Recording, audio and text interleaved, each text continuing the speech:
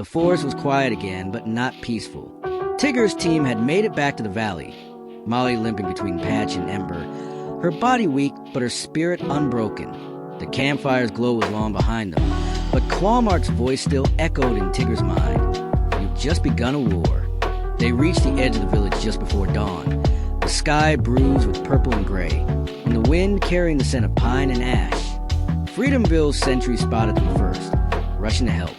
Molly was taken to the healer's den, where Ember stayed with her, whispering comfort and encouragement. Patch collapsed near the stream, his shoulder bleeding from a deep scratch, while Whisker disappeared into the trees, already scouting for signs of pursuit. Tigger stood alone on the ridge, watching the horizon with a heavy heart, knowing Clawmark wouldn't wait long to strike again.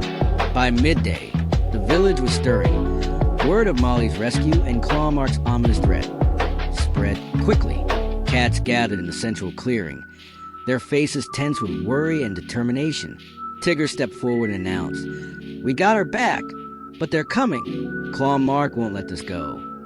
A murmur rippled through the crowd. Some were afraid, others angry, and a few ready to fight. Patch limped into view and said, "We need to prepare. Barricades, scouts, traps. We can't wait for them to strike." Whisker returned with grim news. "They're moving. I saw tracks. Clawmark's army is gathering." Tigger nodded firmly. "Then we gather too."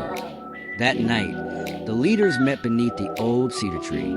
Tigger laid out the terrain, the valley's choke points, the forest paths, and the high ridges. Patch suggested setting up a decoy camp to mislead the enemy. Ember proposed smoke signals and escape tunnels to communicate and provide safe routes. Whisker marked ambush zones where they could catch the enemy off guard. They weren't just defending. They were preparing to fight with strategy and courage. Before dawn, Molly emerged from the healer's den.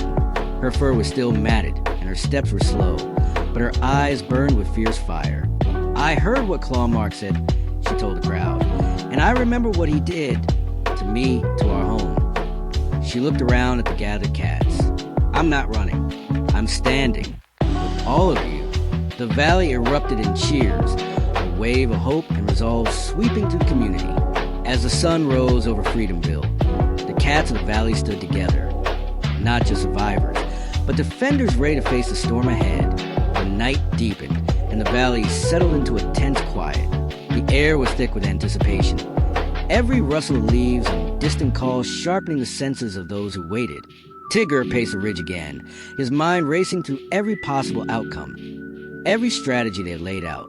The scent of damp earth and pine needles filled the air, mingling with the faint smoke from Ember's watchfire. Around the village, the cats moved with purpose, some reinforcing barricades with fresh branches and stones, others setting traps hidden beneath fallen leaves and moss.